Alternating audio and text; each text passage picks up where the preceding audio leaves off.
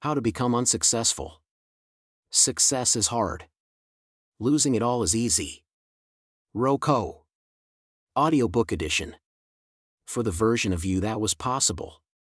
And still is. Introduction.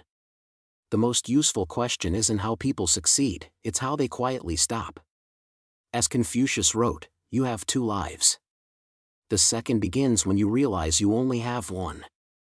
There are thousands of books about success. How to build it. How to attract it. How to sustain it. How to think like the people who have it. They fill entire sections of bookstores, populate bestseller lists, and arrive as gifts at graduations from well-meaning relatives who mean well. This is not one of those books. This book is interested in a different question, not how people succeed, but how people who were succeeding stopped. Because that, it turns out, is the more common story. Not the dramatic collapse. Not the catastrophic failure. The quiet, gradual, entirely ordinary drift from a position of momentum and possibility towards something smaller, flatter, and less than what was once available. The majority of people who end up unsuccessful, in the sense this book will define shortly, did not start that way. They had something. Momentum, opportunity, genuine capability, or simply a position in life from which the future looked open. And then, slowly and without drama, they lost the thread. Not because of bad luck, not because of a single catastrophic mistake, but because of patterns so ordinary and so understandable that they barely registered as mistakes at the time. The question worth asking is not just how to get to a better place. It is how people leave a good place without noticing they have left, and how rarely they understand what happened until it is already behind them. Becoming unsuccessful is rarely a dramatic collapse. It is almost always a quiet drift.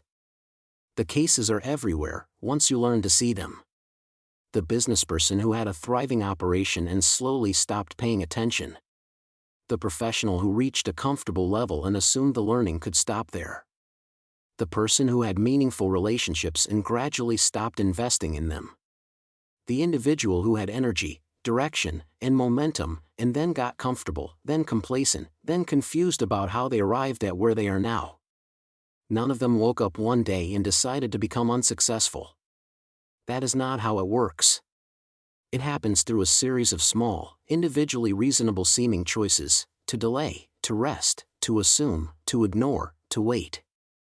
And then one day the world has moved, and you have not. This book is not written from the mountaintop.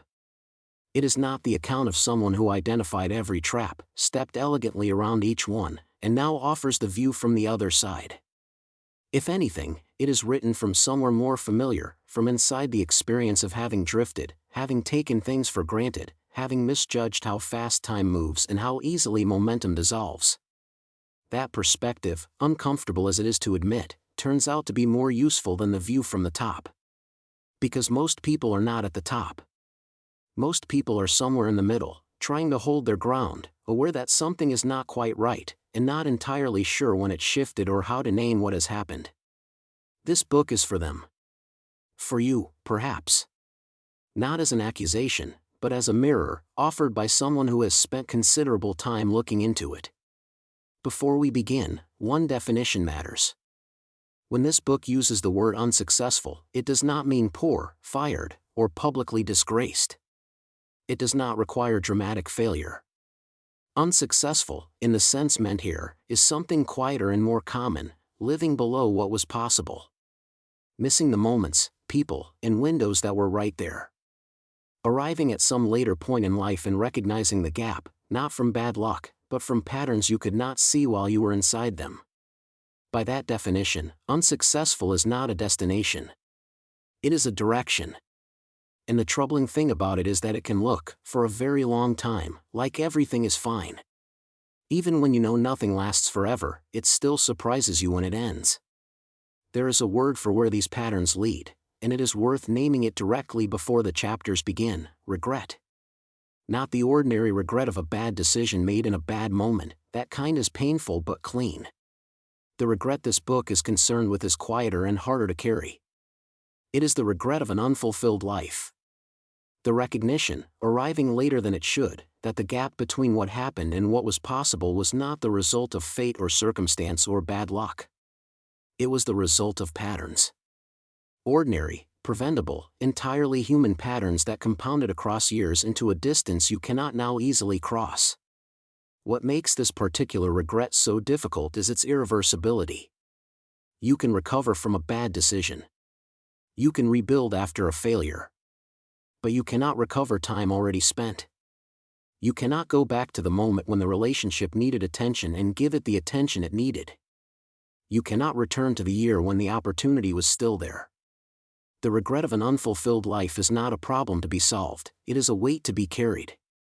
And the only way to avoid carrying it is to make different choices before it accumulates. That is what this book is actually about. Not patterns of decline in the abstract. The prevention of a very specific, very common, and very unnecessary form of human suffering. Regret for what we did fades. Regret for what we never did does not. The chapters ahead examine the specific habits, assumptions, and patterns that quietly lead people in that direction. They are not presented as moral failures or character flaws, they are ordinary human tendencies, each one understandable in isolation, each one capable of compounding into something significant over time. Read them, or listen to them, less as accusations and more as a mirror. Most listeners will recognize themselves in at least a few. Some, like the author, may recognize themselves in rather more than that. The good news is that recognition is always the beginning of something different. You cannot respond to what you cannot see. That is what this book is for. Let's begin. Chapter 1. On Taking Things for Granted. Thomas Fuller wrote, "We never know the worth of water till the well is dry." For a long time, the author operated under a quiet assumption he never examined, that the things he had, he deserved, and that deserving them meant they would stay. The job, the clients, the relationships, the health. They were simply there, the way furniture is simply there. He did not tend to them. He did not appreciate them. He assumed that was how things worked, you earned something once and it remained yours. It was only when things got harder, when health declined, when family tensions surfaced, when clients became harder to keep, that he understood what he had been doing. Not taking things for granted in some abstract philosophical sense. Literally not investing in the things that mattered most, because he had confused having them with being entitled to keep them. The two are not the same. He knows that now. He wishes he had known it earlier, when the cost of learning it would have been lower. At some point, things were going well. Maybe not perfectly, they rarely are, but well enough. The business was growing, or the relationship was solid, or the career had momentum, or the health was reliable, or the friendships were rich. Something was working. You had built something, or earned something, or simply found yourself in possession of something genuinely good. And then, without any single moment you could point to, it started to slip. Not dramatically. Not in a way that triggered alarm. It slipped the way a garden slips when you stop tending it, quietly, incrementally, in a direction that only becomes obvious much later, when what was once thriving has become something you no longer quite recognize. This is the mechanism of taking things for granted. Not negligence exactly. Not indifference. Just the entirely natural human tendency to stop paying attention to the things that are not currently causing problems, which, it turns out, is precisely the condition under which problems begin. We neglect what we most value precisely because it is still there to neglect.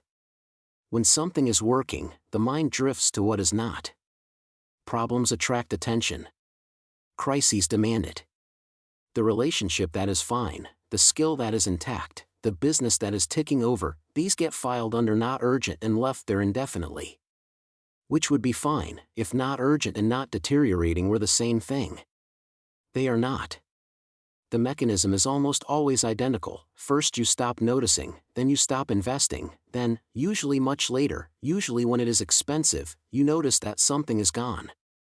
The timeline between the first step and the last can be years. Long enough that by the time the loss becomes visible, the cause has become impossible to trace. You look for the moment things went wrong and cannot find it, because there was not one. There were 100 small moments of simply not looking. Here is the particular cruelty of this pattern: it tends to accelerate precisely when things are going well. Success, comfort, and stability create the conditions for inattention. When you are struggling, you pay attention, because you have to. When you are succeeding, you relax, because it seems like you can. And in that relaxation, the tending stops. The business that was built through fierce attention gets run on autopilot once it reaches cruising altitude. The relationship that was nurtured through early effort gets assumed once it reaches stability. The skill that was developed through deliberate practice gets used but no longer sharpened. None of this feels like a mistake at the time. It feels like the natural reward for having done the work. And it is, right up until it is not. Things become problems after they have been neglected long enough.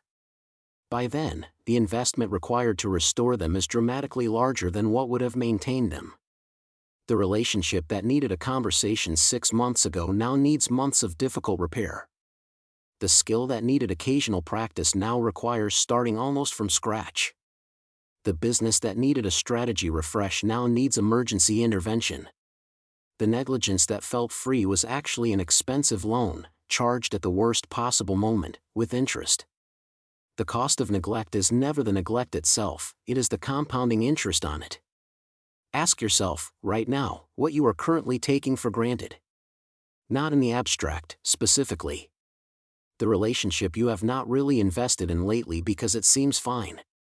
The professional skill you have not updated because it is still working. The friendship you keep meaning to revisit when things are less busy. The health habit you have been letting slide because nothing has gone wrong yet. These are not failing things. They are not even struggling things.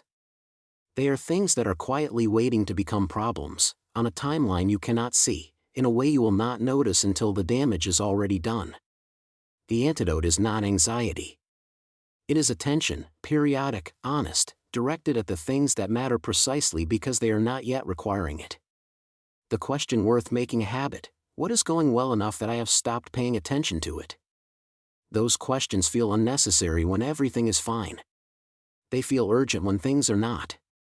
The only difference between those two moments is timing. And in this book, timing is almost everything. It is worth noting where taking things for granted ultimately leads, because the destination matters as much as the journey. The destination is regret. Not the sharp, immediate regret of a clear mistake, but the slower, duller regret of looking back at something that was good, that was right there, that required only a fraction of the attention you were giving to less important things, and realizing it is gone. That particular regret has a quality unlike any other. It carries in it the knowledge that it did not have to happen. That is what makes it so hard to put down. Kodak invented the digital camera in 1975. They had the technology, the brand, and everything they needed.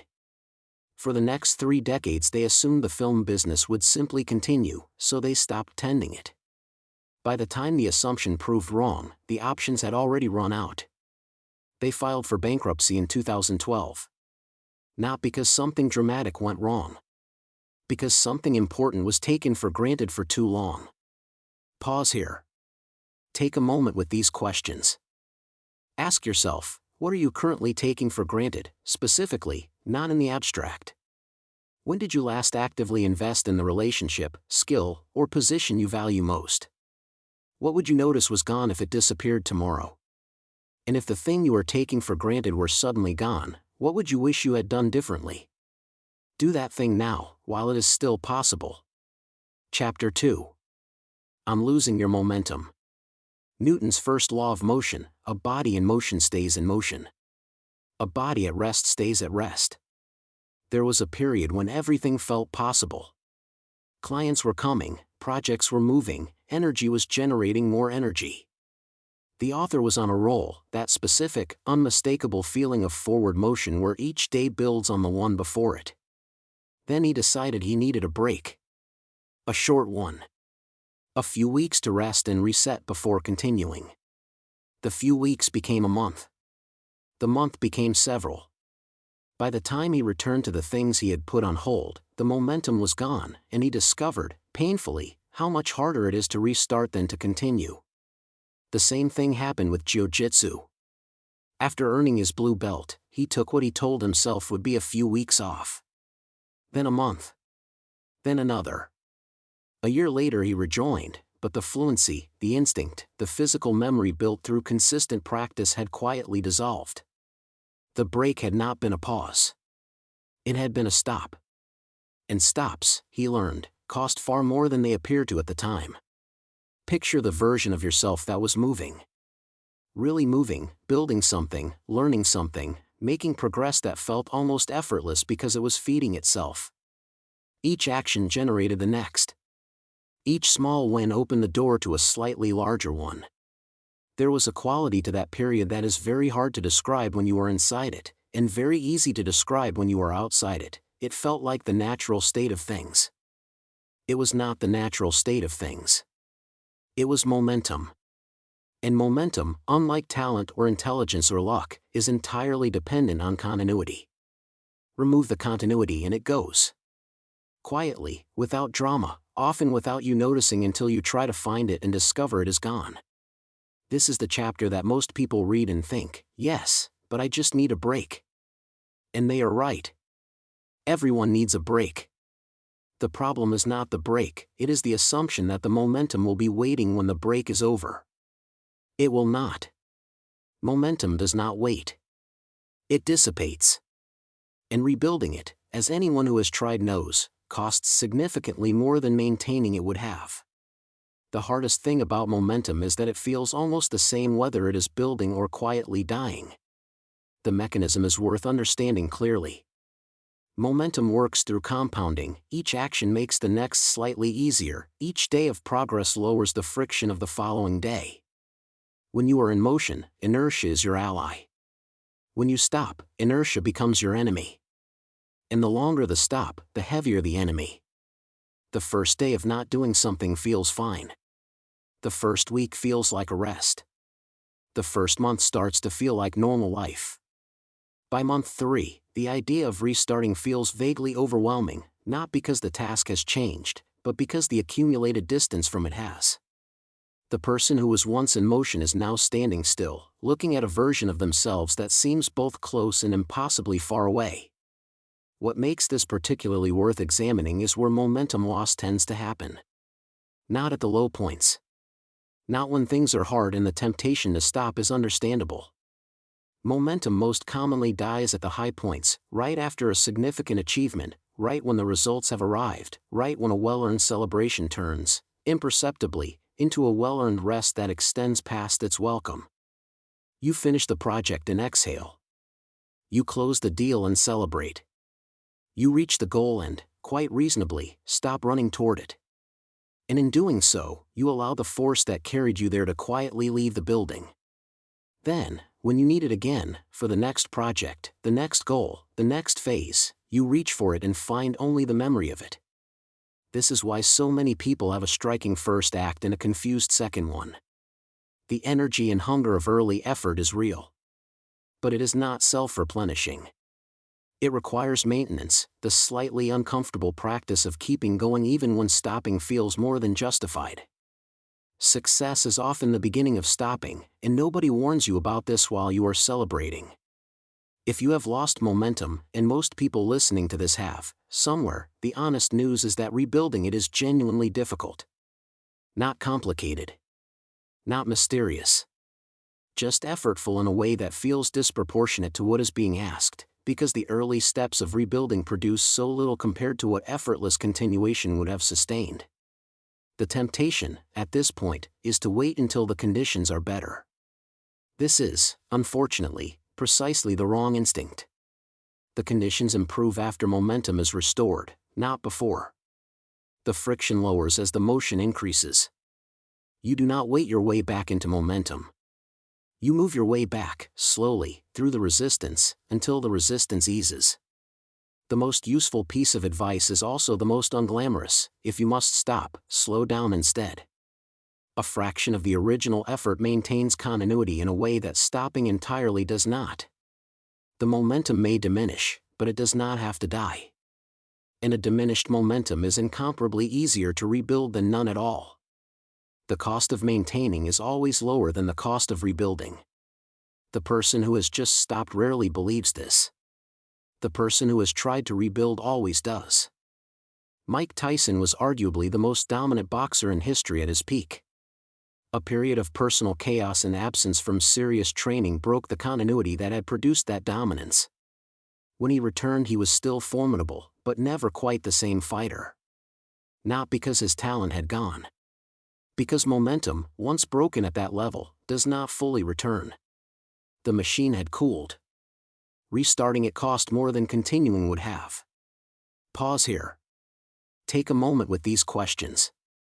Where did your momentum go, and can you identify the specific moment or period it slipped? What have you stopped doing that you used to do consistently? Is there something you are waiting to feel before restarting, when in fact the feeling only comes after starting? If you must slow down on something important, what is the minimum version of it that keeps the thread alive? Chapter 3. Unassuming nothing will change. Attributed to Leon Megginson, paraphrasing Darwin, it is not the strongest of the species that survives, nor the most intelligent, but the one most adaptable to change. Things had been going well for long enough that the author had built his plans on the assumption they would continue. The vision was there, the direction was clear, the future felt relatively predictable. And then 2020 arrived and the world shut down, and almost everything he had assumed about how things worked stopped being true almost overnight. What he discovered in that moment was not just that the world had changed, that was happening to everyone. What he discovered was how little flexibility he had built for exactly this kind of change. The years of stability had felt like solid ground. They had actually been making him less adaptable without his noticing. When the ground moved, he had nothing to adjust with. Stability, he understood too late, is not the same as preparedness. It can quietly be the opposite. The most comfortable position in any domain is the one where things are working. Where the approach is proven, the results are reliable, and the system, whatever it is delivering. In this position, there is a very understandable temptation to stop questioning what is working, because questioning what is working feels, at best, unnecessary and, at worst, ungrateful. This is where the trap is set. Not in failure. Not in struggle. In the comfortable, productive, apparently stable position where everything seems to be going well, and where the quiet assumption takes hold that things will continue to go well in roughly the same way, for roughly the same reasons, under roughly the same conditions. They will not. The conditions will shift. The reasons will erode. The approach that was optimal yesterday will be adequate tomorrow and obsolete next year. This is not pessimism. It is simply the rate at which the world moves, which is, reliably and without exception, faster than people inside a working system expect it to. Everything looks stable right up until it does not. That is not a warning, that is just how change works. None of the people who fell behind woke up and decided to fall behind.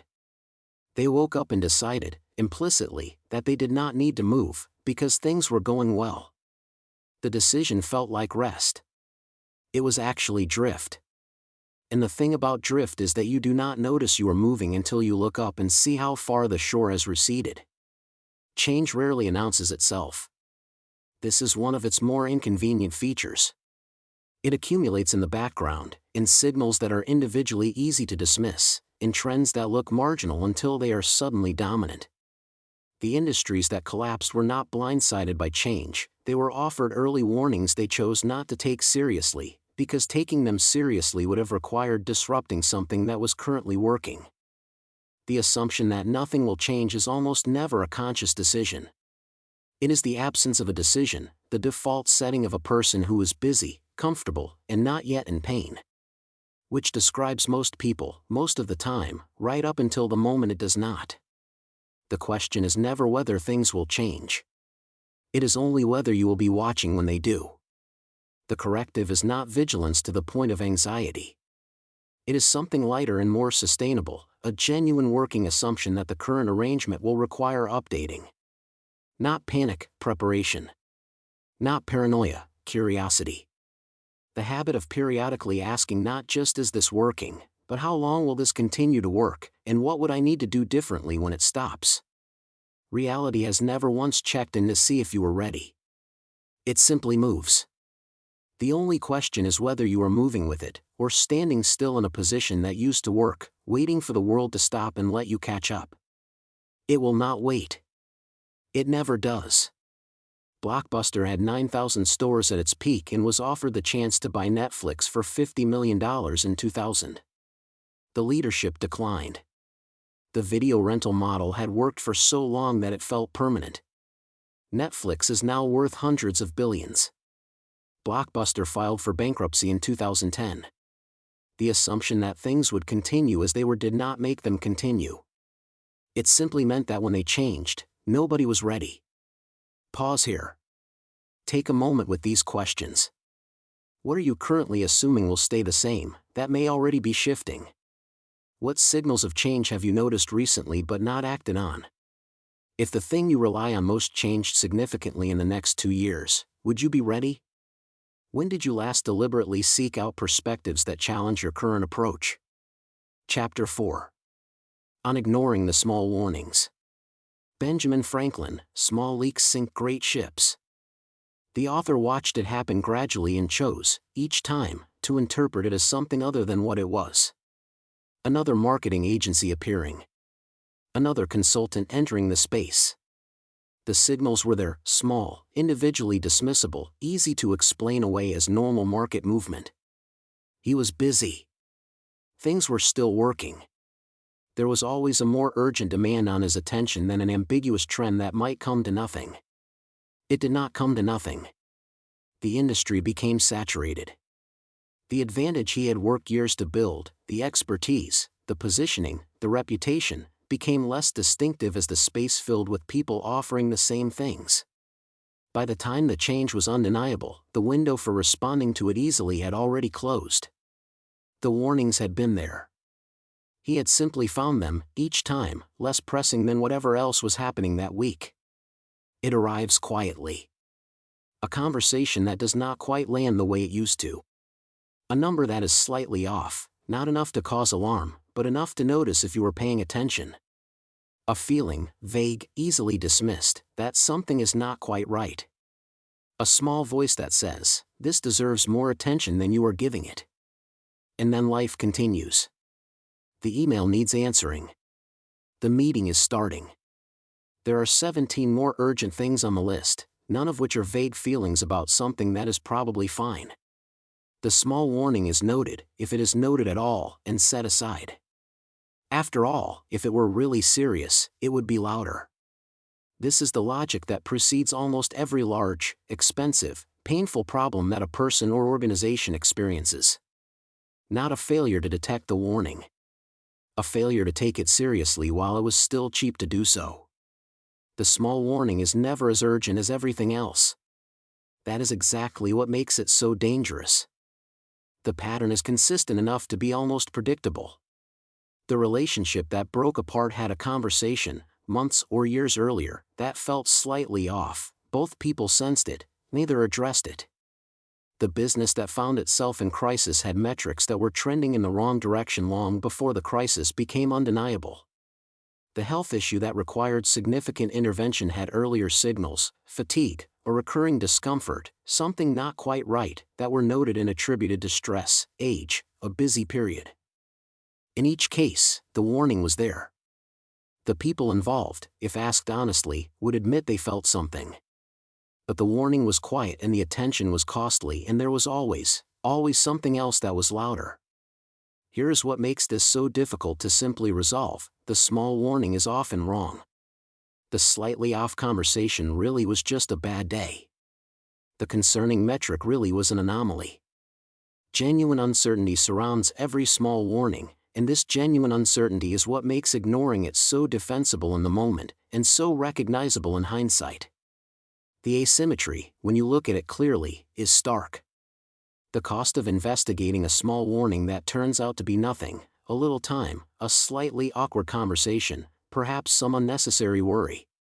The cost of ignoring a small warning that turns out to be significant, a relationship in repair, a business in crisis, a health situation that required a much larger intervention than the original signal would have. Every large problem was once a small warning that was more convenient to postpone. The people who are consistently good at catching problems early share something that looks, from the outside, like intuition. It is not. It is the habit of taking seriously the things that feel slightly wrong, even when they cannot be fully articulated, even when the evidence is thin, even when the timing is inconvenient. They have learned, usually through at least one expensive lesson, that the quiet signal is the one worth listening to. The warning that keeps returning, that survives the mental filter, that is still there when you come back to it, that carries a quality of significance even when the evidence is ambiguous, that one usually deserves more than you are giving it. Act on it before it stops being a warning and becomes a problem you can no longer choose to address on your own terms. Engineers raised concerns about a component failure risk before the Challenger launch in 1986. The warnings were noted and overridden. The small warning was there, specific, technical, documented. It was set aside because the schedule mattered more than the signal. The cost of ignoring it was catastrophic and irreversible. The cost of acting on it would have been a delay. That asymmetry is worth sitting with. Pause here. Take a moment with these questions. What small warning have you been aware of and not acted on? How long has that signal been present, and what has it cost you to delay this long? What are you hoping will happen if you continue to wait? Is there someone in your life who has tried to point something out to you that you have dismissed, and what were they trying to say? Chapter 5. On Getting Comfortable Too Early. David Goggins, you are in danger of living a life so comfortable and soft, that you will die without ever realizing your true potential. There came a point where things felt settled enough that the effort required to maintain them seemed to reduce. The clients were there. The income was steady. Life had a quality of good enough about it that felt, for a while, like arrival. The hunger that had driven the early building quietly softened, not because it was a conscious choice to let it go, but because the urgency that had produced it was no longer present.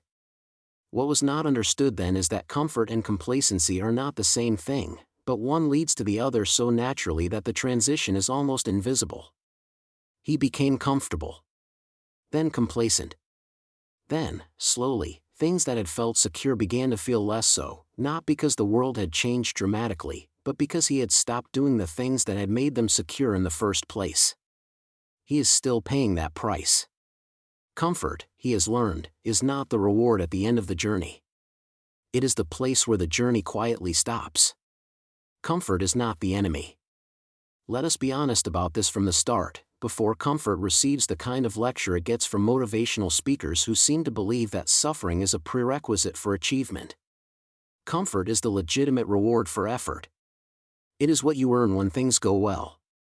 There is nothing wrong with wanting it, pursuing it, or enjoying it when it arrives. The problem with comfort is not its existence. The problem is what it quietly does to the person inside it, and how long it takes for that doing to become visible. Here is the trajectory, played out in countless careers, businesses, and lives. A period of genuine effort and hunger produces results. The results produce a position of relative comfort. In that comfort, the hunger that produced the results gradually dulls, because the original need has been met. The vigilance that kept things sharp softens, because things are sharp. The urgency that drove the effort fades, because, right now, things are fine. And everything is fine. Until it is not. Comfort earned is a reward. Comfort extended past its usefulness is a slow trap. The mechanism is subtle enough to consistently escape notice. Comfort does not announce that it is making you slower. It does not issue a warning when your edge begins to dull or your appetite for challenge starts to soften. It simply feels like things are good, because they are, for a while. The question that comfort never asks on your behalf is, what is being spent to sustain this goodness, and is the account still solvent? The shift, when it comes, has a particular quality. It does not arrive as a dramatic reversal, that would at least be clarifying. It arrives as a gradual erosion of relevance, a quiet narrowing of options, a slow discovery that the advantages that once felt solid are no longer quite as solid as they appeared. The person who became comfortable early, who achieved something real and then settled into the achievement, looks around at some point and finds that the world has moved on without them. Not because the world was unkind. Because the world is always moving, and comfort is very effective at making that motion invisible. Comfort is a fair weather state. The trouble is that you only find out how much it cost you when the weather changes. The corrective is not to avoid comfort, that is neither possible nor desirable. The corrective is to remain honest about what comfort is doing while you are inside it. To notice when the hunger has softened. To ask whether the edge is still there, or whether it has been quietly eroding while everything appeared fine. The useful questions are simple and consistently uncomfortable. Am I still growing? Am I still adapting? Is the version of me that exists today sharper than the version that existed 2 years ago, or am I simply the same person in a more settled position? If the answer is the latter, if you have quietly decided, somewhere below conscious thought, that you have done enough, the world has not received the same memo. And it will not be waiting when you eventually change your mind. Yahoo was offered the chance to buy Google for $1 million in 1998 and declined. Later offered the chance to buy Facebook for $1 billion and declined again. Each time, comfort with the current position made the risk of moving feel greater than the risk of staying still. The comfortable position felt safe. It was not. It was simply the place where the drift began, slowly, quietly, and at enormous eventual cost. Pause here. Take a moment with these questions.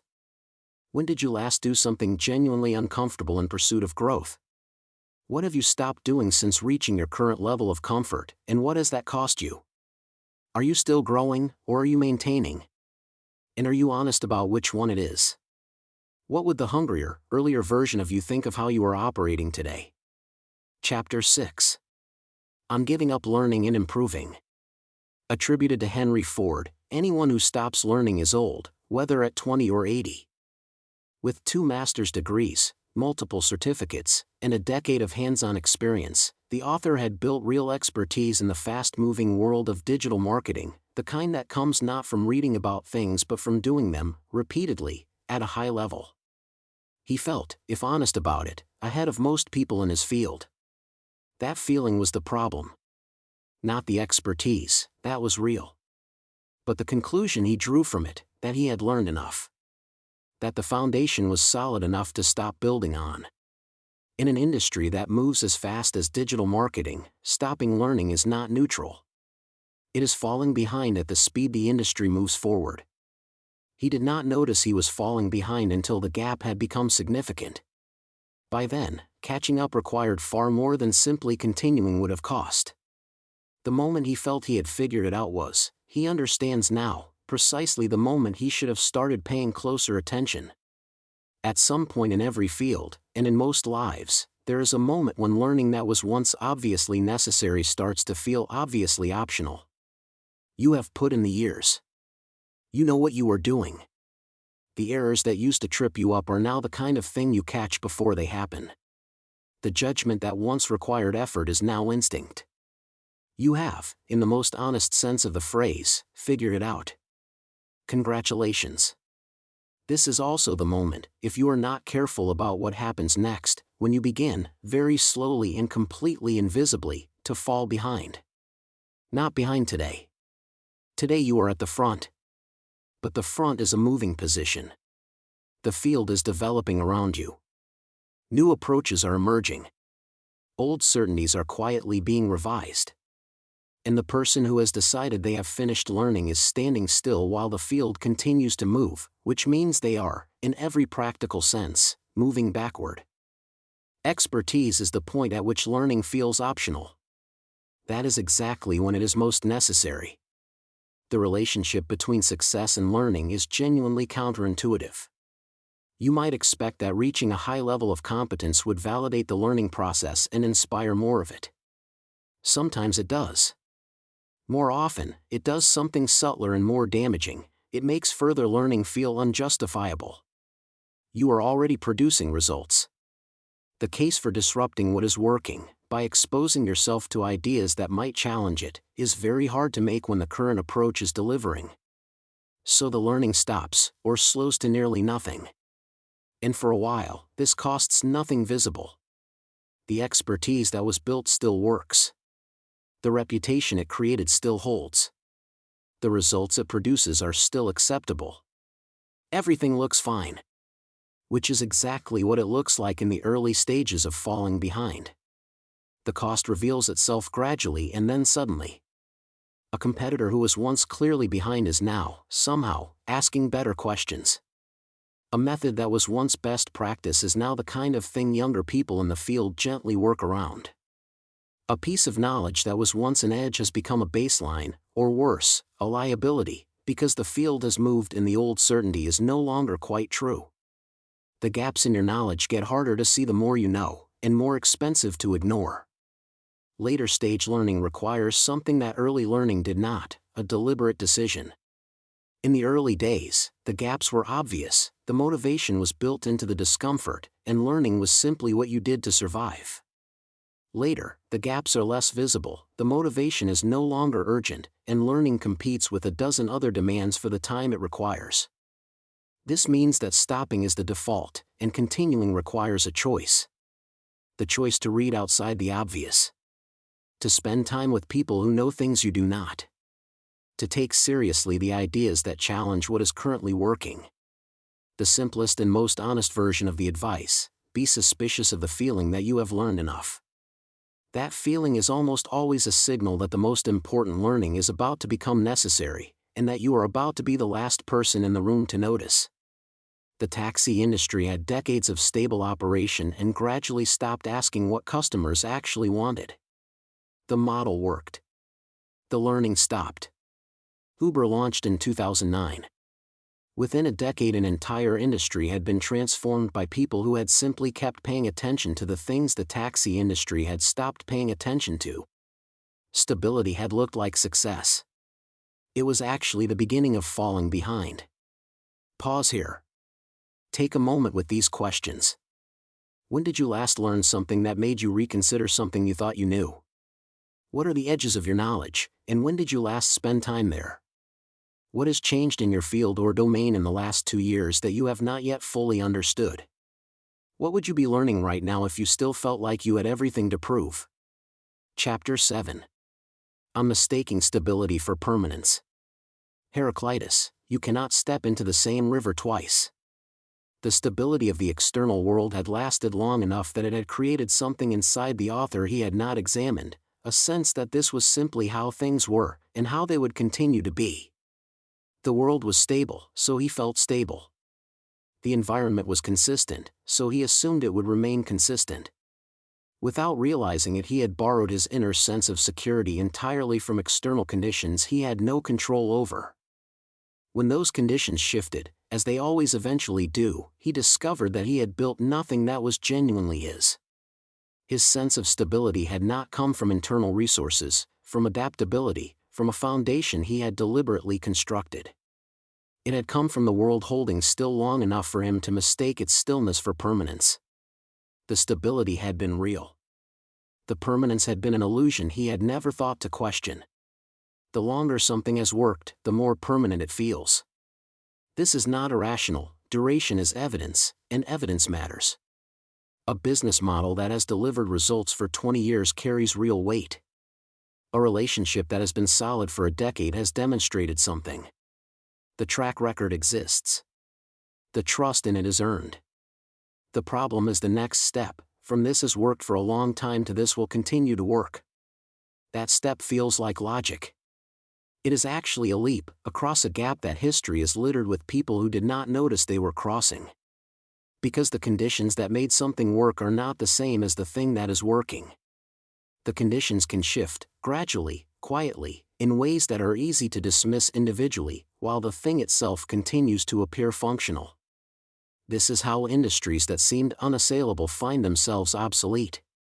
How relationships that appeared rock-solid reveal cracks that were forming for years. How careers that felt permanent suddenly feel precarious. The most dangerous words in any domain are, "This has always been the way things work." There is a particular quality to the confidence of people and organizations that have been successful for a long time. It is well-earned, and it is also, in a specific way, dangerous, because it becomes an argument against questioning the current approach. The stability itself becomes the reason not to look too closely at what is sustaining it.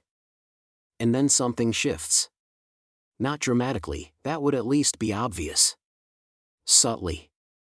A competitor approaches from a different angle. Technology changes the economics. A person's needs evolve. The world, which was always moving, has moved enough that the gap between where things are and where they need to be has become impossible to ignore. Longevity is evidence of past conditions, not a guarantee of future ones. Relationships deserve particular attention here, because they are where this confusion is most poignant and most commonly experienced.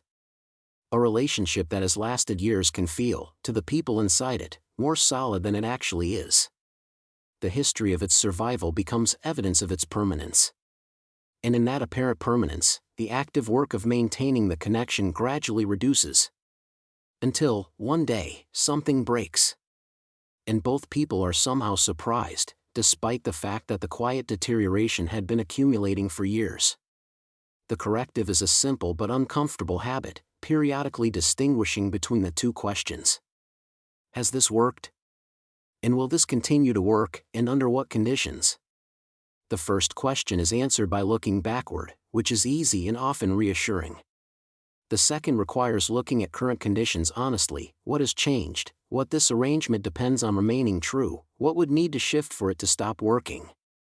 The more something has lasted, the more it feels like it always will. That feeling is understandable. It is also, reliably, the feeling that precedes the most expensive surprises. Sears was once the largest retailer in the world, so dominant it built the tallest building in the world as its headquarters. For decades it confused its long dominance with permanent dominance. The model that had worked reliably for so long felt unassailable. It was not. Sears filed for bankruptcy in 2018. The building still stands. The business that built it is largely gone. Duration had felt like permanence. It was not the same thing. Pause here. Take a moment with these questions. What are you treating as permanent that is actually just long-lasting? What assumptions does your current position depend on, and are those assumptions still true? If the most stable thing in your life changed significantly, how prepared would you be? When did you last ask not just is this working, but will this continue to work, and for how long? Chapter 8. On choosing logic over flow. J.R.R. Tolkien, not all those who wander are lost. The author had built a good professional career, years inside some of the largest financial institutions, the kind of experience that looks substantial on paper and provides a genuine foundation. The logical next step, analyzed carefully and mapped out in the way he had been trained to analyze decisions, was to move into consulting. Pros on one side, cons on the other, the rational case assembled methodically. The flow was not there. Something did not feel right in a way he could not fully articulate, a quiet internal resistance that the analysis kept overriding. He proceeded on logic. It did not go well.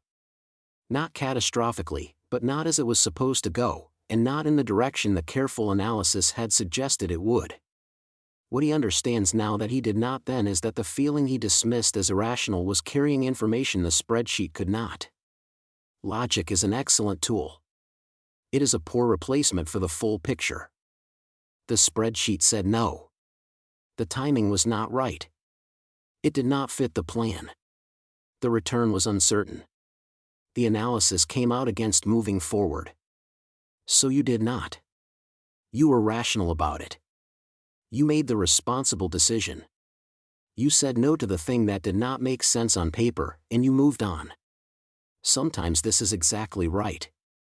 Logic is a genuinely useful tool, and the discipline to resist decisions that cannot be justified is a real and valuable skill. The problem arises when it becomes the only tool, when the analytical mind becomes so dominant that it consistently filters out the things that cannot be fully justified in advance, which turns out to include a significant portion of the most important opportunities a person or organization will ever encounter. Because life does not present its best opportunities in a form that passes a logical audit.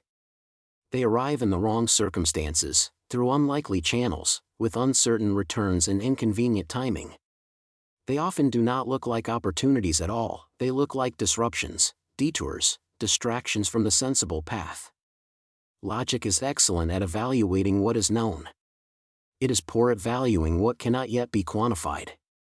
There is a different kind of knowing, not mysticism, not irrationality, but a kind of perception that draws on more information than the analytical mind can consciously process. The energy in a conversation that signals something worth pursuing. The sense that a particular direction wants to be followed, even without a clear reason why. The feeling that a connection matters, that an opportunity is real, that this moment is not ordinary, even when the evidence on paper does not support the conclusion. These perceptions are not infallible. But they are also not random. They are the mind integrating a vast amount of information, experiential, emotional, contextual, that does not fit neatly into a spreadsheet. Dismissing them entirely, in favor of what can be measured and modeled, is not rationality. It is a specific kind of blindness wearing the costume of rigor. The pattern of excessive logic produces a particular kind of life, one with very few obviously bad decisions, very little wasted effort, and a quiet, persistent sense of missed possibility. The overly rational person does not fail spectacularly. They simply never quite arrive at the places that required a leap they could not justify in advance. The most important decisions of most lives were not fully logical at the time they were made.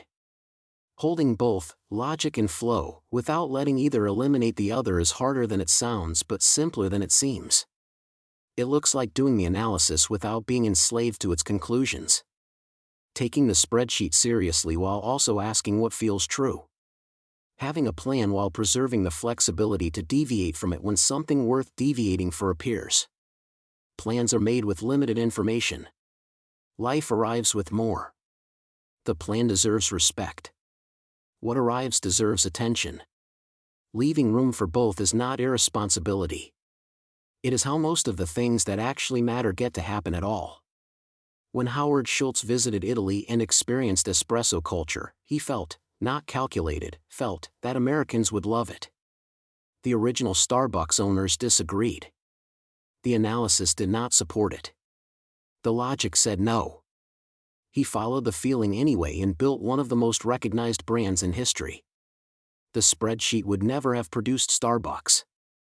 Only the willingness to move on something that could not yet be fully justified did. Pause here. Take a moment with these questions. What have you said no to recently because it did not fit the plan, and do you still feel certain that was right? Is there something you are currently drawn to that you have been rationalizing away? What would happen if you followed it? Where in your life are you being too rigid, and where has that rigidity cost you something you only recognized later? Chapter 9. On underestimating the role of randomness. Steve Jobs, Stanford Commencement Address, 2005. You can only connect the dots looking backwards. So you have to trust that the dots will somehow connect in your future. There was a period in the author's life when he simply kept doing things, working, connecting, showing up, following curiosity, without a specific plan for what any of it was supposed to produce. And something interesting happened in that period. Extraordinary things occurred. Chance meetings that led to projects. Conversations that became clients. Encounters that opened doors he had not known existed. At the time he attributed these to momentum and activity. Looking back, he understands they were the product of being in motion in a wide enough territory that randomness had room to find him. Then he started planning more deliberately. Defining exactly what he wanted and mapping precisely how to get it. The plans were good. The results were not better, if anything, they were less surprising, less fortunate, less alive with the unexpected connections that had once characterized his best periods. What had worked before was not the absence of direction. It was having a direction and then staying active enough, open enough, and present enough that luck had somewhere to land. Planning had narrowed the territory. And in narrowing the territory, he had narrowed what was possible. Most people, when they tell the story of their life, tell a story of decisions. They chose this path, pursued that opportunity, built this relationship, made that investment. the narrative is satisfying because it is coherent and because it places agency at the center. The life is a product of choices, and the choices were theirs to make. This is a story. It is not untrue, but it is incomplete. Because underneath the decisions, shaping them in ways that are almost entirely invisible, is randomness, the encounters that happen to occur, the timing that happened to align, the person who happened to be in the room, the circumstance that happened to create the opening. Most lives were changed by a meeting that was not planned, a connection that was not engineered, and a moment that could not have been predicted. The research on this is actually quite robust. Randomness plays a far larger role in life outcomes than people retrospectively acknowledge. When you trace back the actual causal chain of most significant life events, random encounters and timing are almost always closer to the origin than careful planning. Underestimating randomness has two main costs. The first is that it causes people to over-attribute their successes to their own intelligence and over-attribute their failures to bad luck, which is a reliable way to learn nothing useful from either. The second cost is subtler. People who believe outcomes are primarily the product of careful planning invest disproportionately in planning and underinvest in the conditions that actually allow randomness to work in their favor. They optimize their strategy while staying inside a narrow world. The plan is excellent. The surface area for luck is small. Because luck, the useful kind, the kind that changes things, tends to arrive through exposure, through variety, through being somewhere unexpected, through conversations that should not have happened. It is not evenly distributed. It clusters around people who put themselves in its path. You cannot plan for randomness. You can only increase the territory it has to find you in. This brings us to one of the most underrated practices in building a good life: planting seeds without knowing which ones will grow.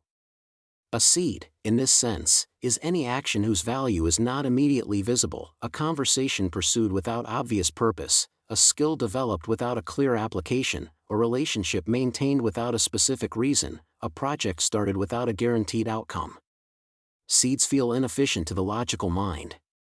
They do not fit neatly into a plan.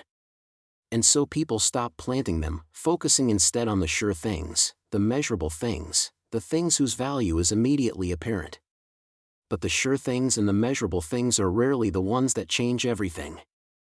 The things that change everything tend to look, at the time of planting, like nothing in particular.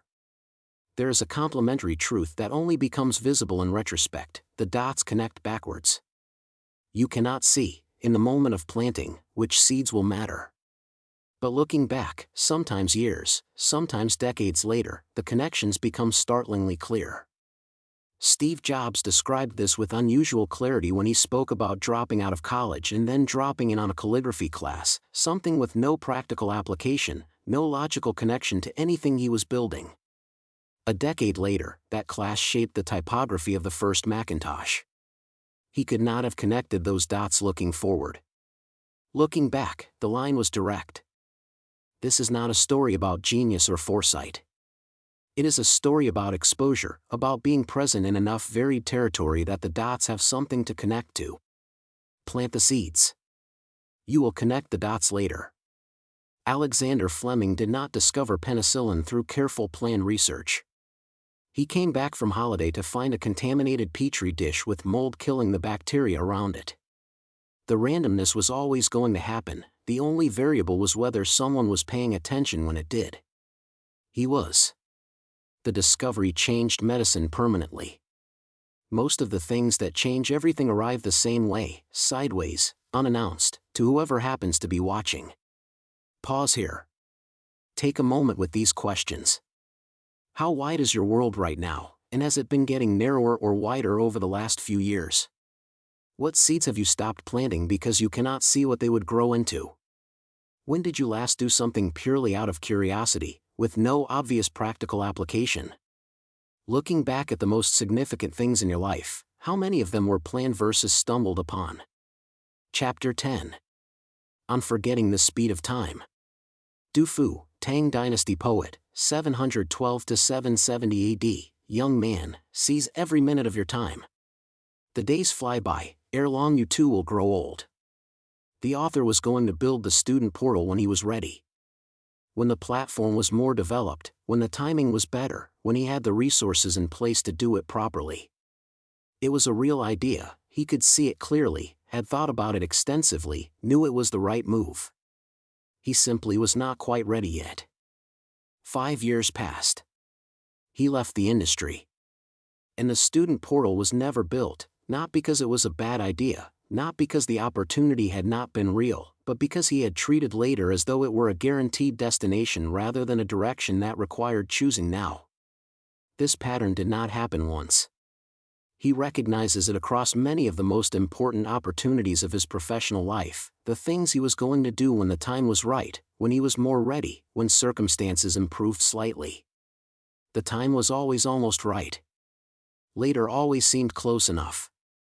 And then, with a regularity that still surprises him, it simply became too late. Ask almost anyone in their 40s or 50s where the last decade went and watch a particular expression cross their face. Not sadness, exactly. Something closer to genuine bewilderment. Because inside that decade, the days were long. The weeks were full. There was always something demanding attention, always a reason why the thing that mattered would be better addressed next month, next year, when circumstances improved. And then the decade ended. And the things that were going to be addressed next month were still waiting. The relationship that was going to get more investment when work eased off had been waiting for work to ease off for 10 years. Later had arrived, as it always does, on its own schedule, and brought with it the quiet accounting of everything that had been deferred into it. This is not a failure of intention. The intentions were real. It is a failure of time perception, the consistent, well-documented human inability to feel how fast years move while you are inside them, and therefore to treat future time as though it is abundant when it is not. The brutality of time is not that it runs out, it is that it runs out so quietly you do not notice until much of it is gone. The psychology here is worth understanding, because it is not simply laziness or poor planning.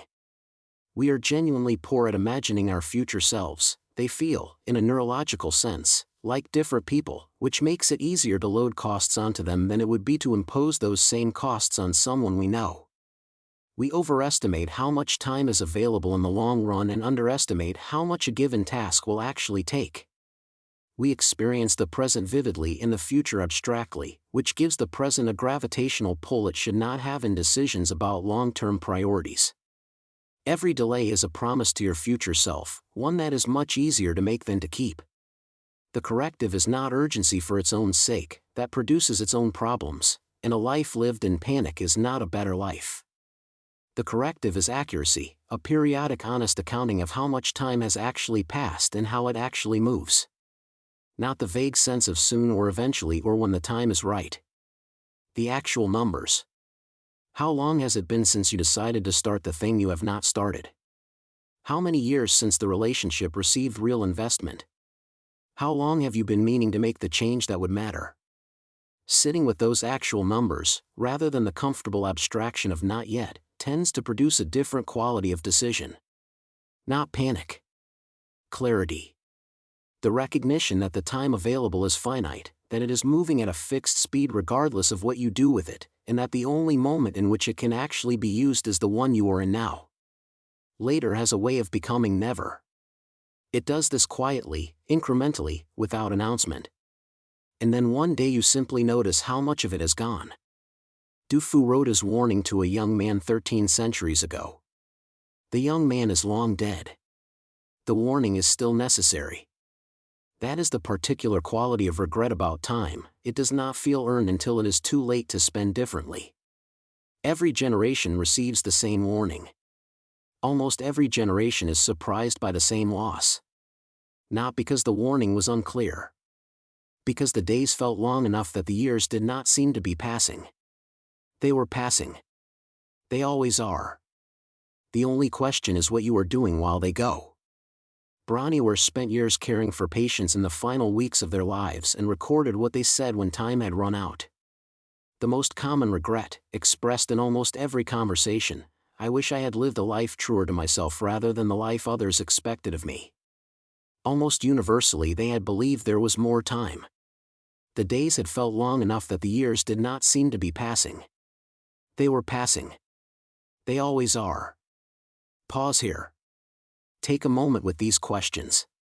What have you been leaving for later, and how long has it been waiting? If you looked back from 10 years from now at this exact moment, what would you wish you had done differently? What is the most important thing you are not doing right now, and what is your actual reason for not doing it? Who are the people in your life who deserve more of your time than they are currently getting? Chapter 11. On Getting Used to Getting Worse. Will Durant, The Story of Philosophy, 1926, summarizing Aristotle, we are what we repeatedly do. Excellence, then, is not an act, but a habit. It began as something the author noticed. Waking up without motivation. A flatness to the days that had not always been there. He was aware of it in the early stages, aware enough to try to address it, to make changes, to push back against it. But the changes did not hold, and gradually the awareness itself faded. The flatness became the baseline. The unmotivated morning became simply how mornings were. What brought it back into focus was not anything he did deliberately. It was the occasional encounter with someone he had not seen in years, someone who knew an earlier version of him and responded to the current one with a surprise they could not quite conceal. In those moments he caught a glimpse of the distance between who he had been and who he had become, arrived at through 1,000 small adjustments he had barely registered making. He had not chosen to become this version of himself. He had simply stopped resisting the drift, and then, eventually, stopped noticing there was anything to resist. The most frightening thing about that process is how normal it feels while it is happening. How completely invisible the floor is as it lowers, one imperceptible step at a time. There is a standard you used to hold. A level of quality in your work, your relationships, your health, your output, your engagement with the things that matter. You can probably remember it, not always in detail, but in quality. The way things felt when they were at their best. Now ask yourself, honestly, is the current standard the same? Or has it drifted downward, not in one identifiable moment, but gradually, in increments small enough that none of them triggered alarm? Most people, if they sit with that question, feel something uncomfortable. Not because their lives are failures, but because the drift is real and the normalization of it has been so thorough that it took a direct question to make it visible. Adaptation is a survival skill. It becomes a trap when the thing you are adapting to is your own decline. Human adaptability is one of our most impressive qualities. We can find equilibrium in almost any circumstance, discover a workable normal in almost any environment. This capacity has carried individuals and civilizations through hardships that should, by any reasonable measure, have broken them. It is also, in the specific context of slow decline, one of the most effective traps available. Because the same adaptability that allows people to survive genuine hardship also allows them to adjust to deterioration, to find a new normal at a slightly lower level, and then again at a lower level still, each adjustment so small that it triggers no alarm, each new reference point accepted as simply how things are now. The process is almost invisible from inside it. The relationship becomes slightly less connected, adjusted to. The work becomes slightly less careful, rationalized. Health becomes slightly less robust, attributed to age, to busyness, to a temporary phase. The ambition becomes slightly smaller, called wisdom. Each step is individually defensible. The accumulated distance, across years of steps, is not. This is how people arrive in situations that they would never have chosen and would not have tolerated if they had arrived all at once. The relationship that is quietly emptied of the connection that made it worth having. The career that has settled into something that looks fine on the outside and feels hollow on the inside. The life that is, by most external measures, perfectly acceptable, and that bears increasingly little resemblance to the life that was once possible or intended. The standard you accept is the standard you live. Lower it gradually enough and you may not notice until it is very low indeed. The corrective is not constant dissatisfaction, that is its own exhausting trap. The corrective is the maintenance of a longer reference point. Not, is this acceptable compared to yesterday? But, is this acceptable compared to what it was, or what it should be, or what I actually want? the moment of recognition, when the drift becomes visible, is uncomfortable. It is also the only moment when direction changes become possible. You cannot reverse what you cannot see. And what gets normalized does not get seen.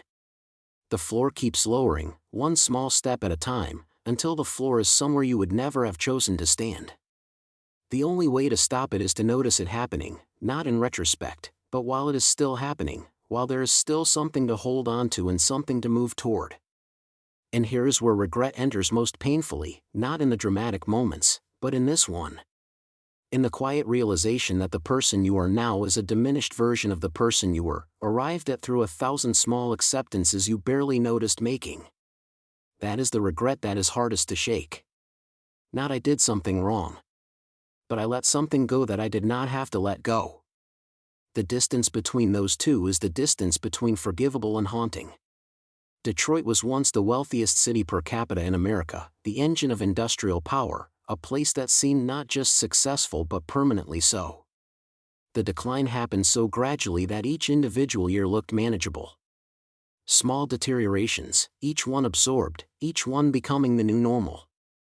By the time the accumulated distance from what it had been became impossible to ignore, the city had lost more than half its population. Not one catastrophic decision. 1,000 small adjustments, each one accepted. Pause here. Take a moment with these questions. What standard have you lowered in the last few years, and when did you stop noticing? What would the best version of yourself from 5 years ago think of how you are operating today? Is there an area of your life where you have been accepting good enough for so long that you have forgotten what genuinely good looks like? If someone you deeply respect could see your life honestly right now, what would they be concerned about? Chapter 12. How not to become unsuccessful. An old proverb, the best time to plant a tree was 20 years ago. The second best time is now. Everything in this book has been written from the inside of the experience. Not as someone who identified these patterns early and navigated around them with wisdom and foresight. As someone who lived most of them, some repeatedly, and is still in the process of understanding the full cost of what drifted away during the years when he was not paying sufficient attention. That is not a comfortable thing to write. But it is the only honest position from which this book could have been written. And if the discomfort of that honesty serves one listener, helps them see a pattern while it is still happening rather than after it has already run its course, then the discomfort was worth it. Warren Buffett and Charlie Munger built Berkshire Hathaway into one of the most successful investment enterprises in history, not through genius alone, but through the disciplined refusal to drift. The same principles held across decades. The learning never stopped. Buffett has read 5 to 6 hours every day throughout his life. Munger, who passed away in 2023 at 99, was still thinking, still reading, still questioning his own assumptions until the end. Neither man ever decided he had learned enough. Neither ever mistook a good year for a permanent condition. Consistency, curiosity, and the refusal to become comfortable, maintained not for a season but for a lifetime. That is the whole answer, if there is one. We have arrived, finally, at the chapter that is supposed to fix everything. The practical toolkit. The 10 steps. The framework that will ensure none of the previous 11 chapters happen to you. If this were a different kind of book, this is where it would get optimistic, tidy, and slightly dishonest. This is not that chapter. What follows is not a guarantee. It is not a system. It is simply what becomes visible once the patterns of decline have been examined clearly, a set of practices that tend to work against the forces this book has described, offered without the pretense that they are easy or that following them eliminates the risk of failure. Because they do not. Life still happens. Circumstances still change in ways that no preparation can fully address. Random events still shape outcomes in ways that planning cannot predict. But there is a difference between drifting into decline unconsciously and walking toward it with your eyes open. Pay attention to what you have before you lose it. This is the corrective to taking things for granted, and it is simpler than it sounds: periodic, honest inventory. Not elaborate rituals, just the regular practice of asking what currently matters and whether it is getting sufficient investment. The relationship, the skill, the momentum, the position. Is it being tended? Or is it being assumed? Attention is not a grand gesture. It is a daily practice of noticing what matters before it stops mattering enough to notice. Protect momentum before you lose it, not after. This means recognizing that every pause has a cost, and that the cost is not always visible immediately.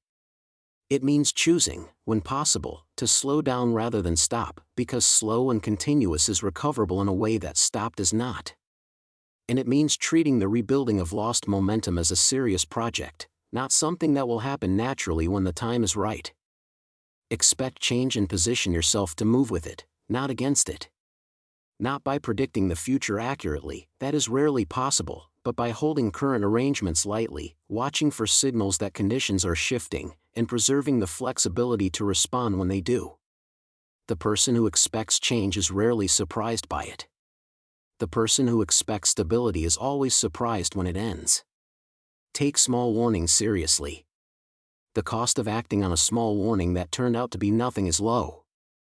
The cost of ignoring a small warning that turned out to be significant is very high. The asymmetry should make the decision easy, and yet the small warning is almost always postponed. When the quiet signal arrives, acknowledge it. Act on it before it becomes the loud one. Leave room for what cannot be planned. Maintain enough flexibility that when something arrives sideways, the unexpected conversation, the opportunity that does not fit the plan, the connection that carries an unspecified sense of importance, you are able to recognize it and respond, rather than filtering it out because it was not on the agenda. Some of the most significant things that will happen in your life have not been planned. Some of the most important people you will ever know, you have not yet met. A life built only on plans is a life that missed everything the plan could not account for. Take time seriously. Not with panic, not with obsessive urgency, but with clear-eyed awareness of how much of it has passed and how it actually moves. The things left for later have a way of becoming permanent laters. The accounting is worth doing, not to produce anxiety, but to produce accurate information about what still matters and how much time there actually is to do something about it. And maintain your standards against the slow downward drift. Notice when things are getting slightly worse. Name it. Refuse to normalize it. Not everything can be fixed immediately, but everything can be seen clearly, and seeing clearly is the only reliable beginning of moving in a better direction. Before closing, one more thing needs to be named directly, because this book has been circling it from the first page without always saying the word. Regret. Not the ordinary kind. Not the sharp, quickly fading regret of a bad decision made in a bad moment. The kind this book is about is different. It is the regret of an unfulfilled life, the recognition, often arriving late and all at once, that the gap between what happened and what was possible was not created by fate or bad luck or forces outside your control. It was created by drift. By comfort. By the slow accumulation of small inattentions that each seemed harmless at the time. This is the heaviest kind of regret because it carries no obvious villain. There is no catastrophe to point to, no moment of weakness to explain away. There is only the quiet arithmetic of years, what was tended and what was not, what was pursued and what was indefinitely postponed, what was valued in words and neglected in practice. The research on regret is striking. When people look back on their lives, they regret far more what they did not do than what they did. The risk taken and failed is processed, grieved, and eventually accepted. The risk never taken, the direction never pursued, the person never truly invested in, the life never quite lived, that is what lingers. That is what keeps returning at unexpected moments, asking its unanswerable questions. We grieve our failures. We are haunted by our unlived lives. This book was written in the presence of that haunting. Not to indulge it, but to make it useful, to take the weight of what was recognized too late and offer it forward, in the hope that someone reading, or listening, to this earlier in their story might feel it as a warning rather than a verdict. Because that is the one mercy regret offers, it can be inherited. You do not have to earn it yourself. You can read about it in someone else's experience, feel its weight without carrying it permanently, and make different choices while the choices are still available to you. That is the only reason to write a book like this. Not to impress, not to instruct, but to say, I have been in this territory. Here's what I found there. Do with it what you can. The question's worth returning to, not just once, but regularly, perhaps once a year. Am I living the life I am capable of, or a smaller, more comfortable version of it? What am I building right now, and will I be proud of it when I look back? Who are the people I am taking for granted, and what would I do differently if I knew our time was limited? What would I regret most, looking back from the end of my life, if nothing changes from this moment? Where am I drifting, and is the direction of that drift one I would choose deliberately? What does the version of me that is still possible look like, and what is the distance between that person and who I am today? These questions are not comfortable. They are not meant to be. Comfort is what this book has been warning about since the first page. Do not answer them quickly. Return to them. Let them do their work over time. 5 practices worth building, not tasks to complete once, but recurring commitments to maintain. The first is the weekly audit. Once a week, for no more than 10 minutes, ask yourself 3 questions. What am I currently taking for granted? Where has my attention drifted from something that matters? What small warning have I been carrying without acting on? Write the answers briefly. The habit of looking is more important than the length of the answer. The second is the annual reckoning. Once a year, on a birthday, a new year, or any date that carries weight for you, sit with the questions above. As an honest accounting of the gap between where you are and where you intended to be, and a deliberate decision about the year ahead. Do this every year for the rest of your life. The third is the tending practice. Identify the 3 things in your life that matter most: relationships, work, health, or whatever is true for you. Once a month, ask yourself, have I actively tended to each of these, or have I assumed they will maintain themselves? Then do one specific thing for each. Not grand gestures. Consistent, quiet investment. The fourth is the seed practice. Once a month, do something with no obvious return. Follow curiosity. Have a conversation that has no agenda. Learn something purely because it interests you. Say yes to something that does not fit the plan. Keep the territory of your life wider than what is immediately useful. The seeds you cannot yet see a use for are often the ones that matter most. The fifth is the honest mirror. Find one person in your life who will tell you the truth about where you are settling, where you are drifting, where the gap between your potential and your reality is growing. Meet with them regularly. Give them explicit permission to be honest. Protect that relationship as one of the most valuable you have, because it is. This book was not written from a position of having figured it out.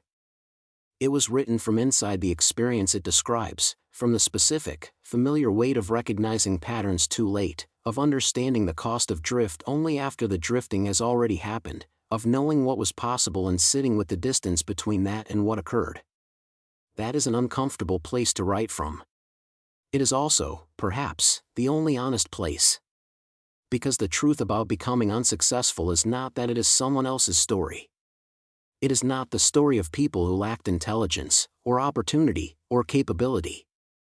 It is the story of people who had those things, who had everything they needed, and who lost the thread through ordinary, human, entirely understandable patterns of neglect, comfort, assumption, and delay. It is a very common story. It may be yours. It is certainly, in parts, mine. What I hope this book has offered is not a solution. Life is too complicated and too random for solutions, but a kind of recognition. The ability to see the patterns while they are still happening, before hindsight is the only perspective available. To name the drift before it becomes the distance. To ask the questions before they become regrets. Du Fu wrote his warning to a young man 13 centuries ago. The young man is long gone. The warning is still arriving, still necessary, still going largely unheeded, because the days feel long enough that the years do not seem to be passing. Until they are. They are passing now. For you, as you listen to this. For me, as I wrote it. The only question that remains, the only one that has ever mattered, is what we choose to do while they go. For the version of you that was possible. And still is.